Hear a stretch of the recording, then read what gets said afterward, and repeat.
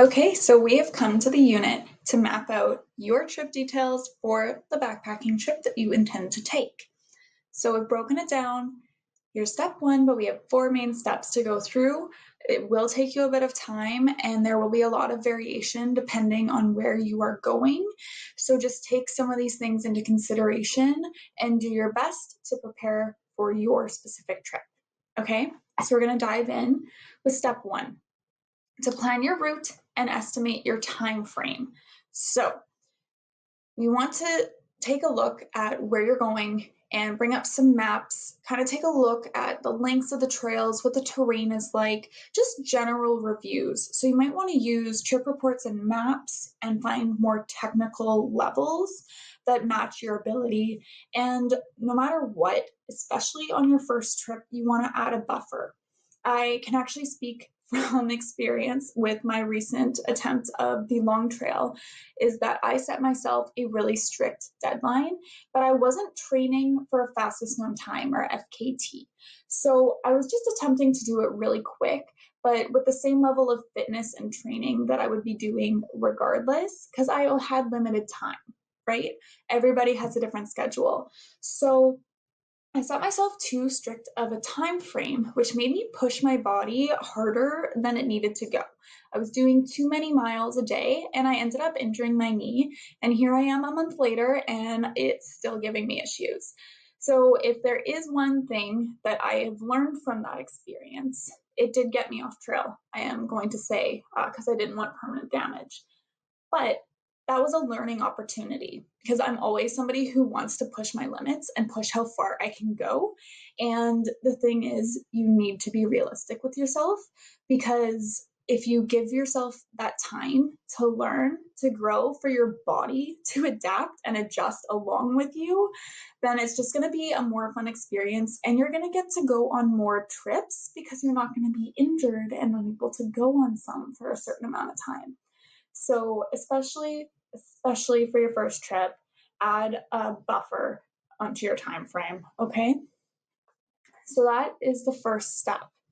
Second, once you've kind of decided which trail you want, you need to start looking at the trailhead. So what are your transportation options? Do you need to fly somewhere or is it local? Is it somewhere you can drive to, potentially have a friend drive you? Or is there public transport or a private shuttle that you can hire or pay for in order to get there? That is something really important, and often it's one of the more expensive parts if you are going further away.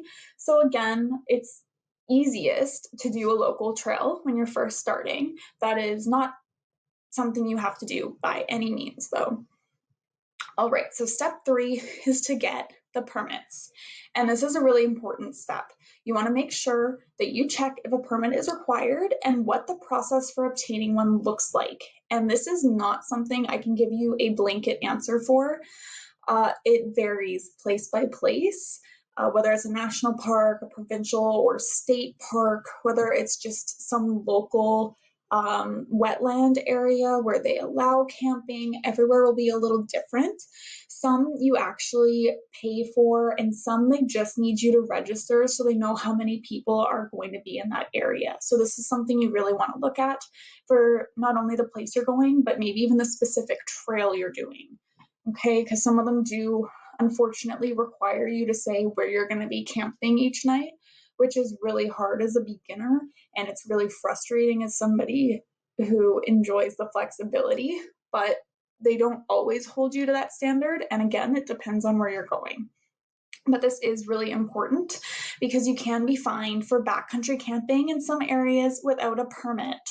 I don't want you to get fined. So I did just look. I know in Canada, you can get fined up to $500 for a variety of different reasons.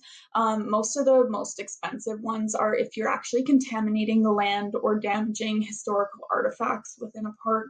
But the point is, fines do exist, not just for permits, but this is one of the things you can get fined for. So please take care of it, because if anybody asks if you've got one, you want to be able to know that you've done your due diligence and that you've got that in your back pocket, whether figuratively or literally. All right, so let's take another look here Permit systems are location specific, like I've already mentioned. So it is important when you're applying for permits in most places. They might be looking for your backpacking date and timeline, your trail that you're hiking on. And for yourself, it's really important to know those things as well when you're planning, as well as to have a general map for yourself and determine which trailheads you want to use, because some trails will ask what trailhead you're starting from. It's also really important if you're leaving a vehicle, because then they can track, like they expect it to be done by this day. It is now 2 days or whatever their timeline is, like 1 day after or 2 days after. Maybe we should be reaching out to their emergency contact and seeing what's going on, or they might even start a search. It entirely depends. But just realize that when you are applying for a permit, you may have to be flexible on dates or trailheads in order to go to that specific area. Just keep that in mind.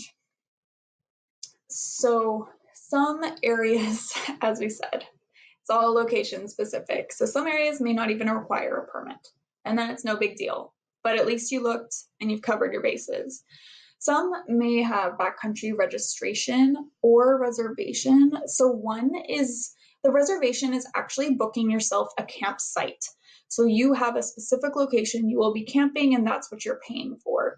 Backcountry registration can be paid or unpaid, but it is usually paid in this case. Otherwise, it's just called self-registering. But backcountry registration is just making sure that there's only a certain number of people on the trail at a time.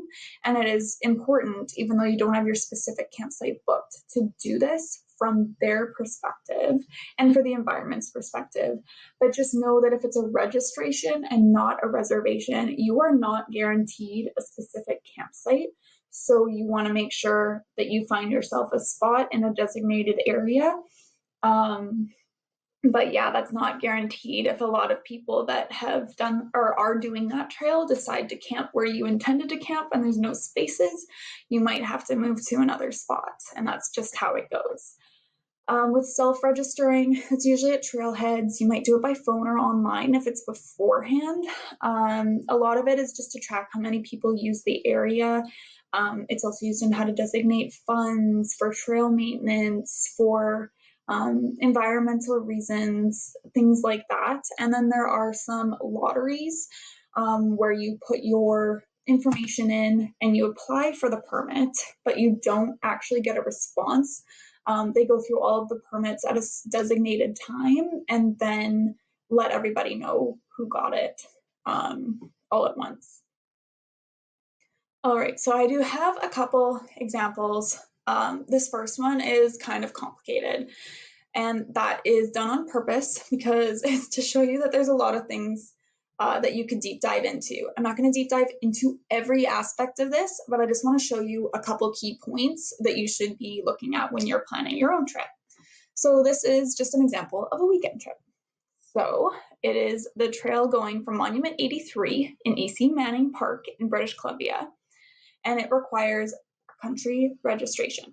So if I were to go to their website for BC Parks, you can see they've got their page and we want to register for a permit. So we're going to pull that up. As a side note, I just picked this because it goes near the PCT. Okay, so what we're wanting is backcountry. So in this case, we'd have to select that. And then we don't want all parks. We want E.C. Manning, but we actually don't want a reservation, let's say, because we don't know exactly where we're going to camp. We want just a registration, and that's all that they require at this park. And these are just the dates we're going to use, so they may or may not have availability, and that's fine. That's not the point. So we have to figure out where we want to go. I already just in advance kind of looked at this and decided I wanted Monument 83 as the start point.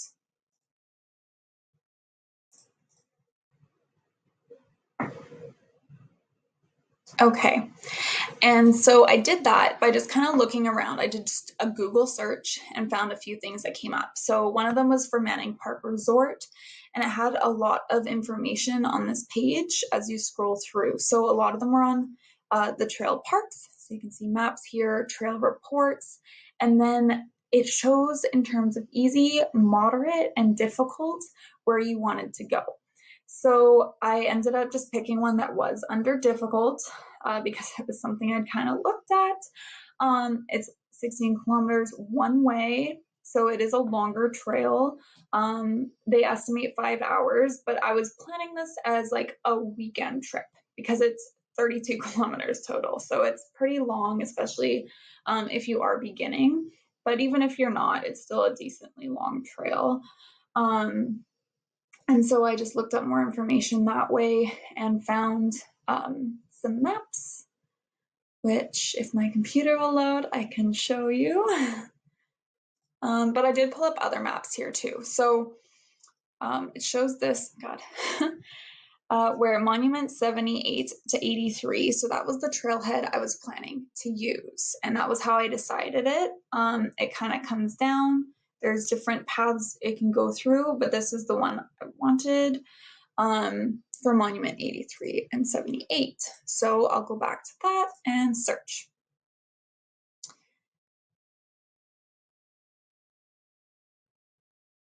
All right, and I'd be leaving from the same exit point in this case. So it shows different camping areas and whether they're available or not.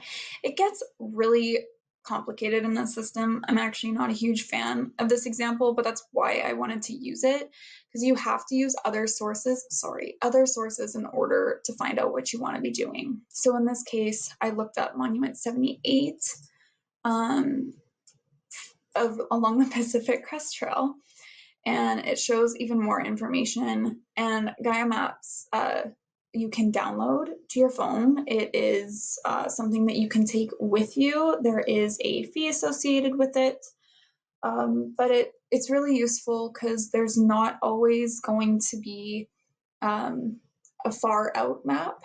What used to be Guthooks, if you're familiar with that or have done backpacking at all. Far Out Maps is a really, really useful app for through hikers, and they're adding a lot more trails, but something like Gaia GPS, or there's like so many hiking apps, but I would recommend looking up hiking apps and seeing if there is one that has the trail you want and downloading those maps to your phone, especially if they have GPS, because it's really useful, especially when you're new to navigating using a map and compass. It's not something you should rely on, which is why we're going to have a lesson on navigation, just an introductory lesson. But it's really important to have at least a little bit of a background, because if your phone dies or you drop it in the water and it's just lost to the river, and you don't have that, you want to make sure that you're not going to be lost out there. And some trails are more well worn than others, but you don't want to take that risk. That's the whole goal of this program, is to reduce your risk as much as possible. So going back, you just pick the trail, like as we said, that you want, and then you'd reserve it. All right. Leave from the same point, reserve it, and then it does require a lot of personal information at that point. Okay, so I'm not going to go through it because it's loading really slow. All right, so next is going to be an example of a through hike. So because I just did the long trail, I thought that would be a great example. And it's to show that this is the complete opposite of that weekend trip that we just did in terms of permits, despite the fact that it's actually longer. So if we Google search long trail permit, it is run by the Green Mountain Club, but that is the link that I chose. But if you just do the Google search, it will come up. This link is there right away. And if you scroll down, it's even highlighted.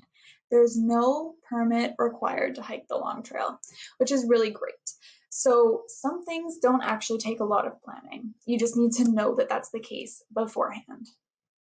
Okay, now we're on to... Okay, so that brings us to step 4, which is writing out your trip details. At this point, we kind of outlined what we wanted. You nailed it down by looking at maps and other types of resources to really pinpoint where you want to go, what your trailheads are, and then hopefully you've already obtained a permit. Depending on the system, like I would recommend getting the permit before hammering out every single trip detail, because you can always cancel a permit. But if you like are in a lottery system or something where it's a designated date or it takes a long time to hear back, you might want to start on your trip details first, especially if it is a longer trip. But it is a very important part of our trip plan. Below, you'll find an editable trip template that is linked. So this is used in Canva. You can create a Canva account for free, and then you would be able to download a copy of this and edit it as much as you want, whether you want to include new information or delete things as you learn what is more valuable for you or not. This is just a general outline that we're going to start with for your first trip. So the important details to include are going to be the trip type, the start and end location, departure date and time, return date and time. You should put your license plate number if possible, because ultimately we are going to leave this trip plan with an emergency contact, which we'll get into later. And then put a description there. You can see there's a large box to describe the route you're going on. And this is just going to be really helpful if something does go wrong and your emergency contact is notified, then they'll know exactly where you had intended to go and be able to start there first. If you made deviations from that, it will be harder to find you, not necessarily impossible, but the more accurate you are in your trip plan and what's left for your emergency contact, the better. And then again, updating them as you go, if at all possible. And then if you are going with other people, it's good to put their information here too. They could even fill out their own trip plan. Although most of that detail is all going to be the same, but if you have different emergency contacts, just you can include that as well. But again, that's more page 2. The important part to focus on right now is page 1. Page 2 is more the emergency contact, emergency procedures, what gear you need. And I don't want to overwhelm you right now. We are going to work through that. So just try and fill out as much of the first page as possible, just based on the research that you've done thus far. Okay, and that is the end of the lesson. It is going to be pretty time consuming, whether you paused throughout to do each step by step or whether you're just going to go into it now, it doesn't matter. But these trip details and part of your trip plan is really important. Getting that permit is really important. We don't want you to get fines. Backpacking can be expensive enough as it is. But yeah, you can fill out any details on page 2 if you'd like, but we'll fill it out later. So don't worry about it if you don't know the answers to it yet. All right, so that is the end of lesson 3, and now you are ready for module 2. So I'm excited to get started learning all about risk.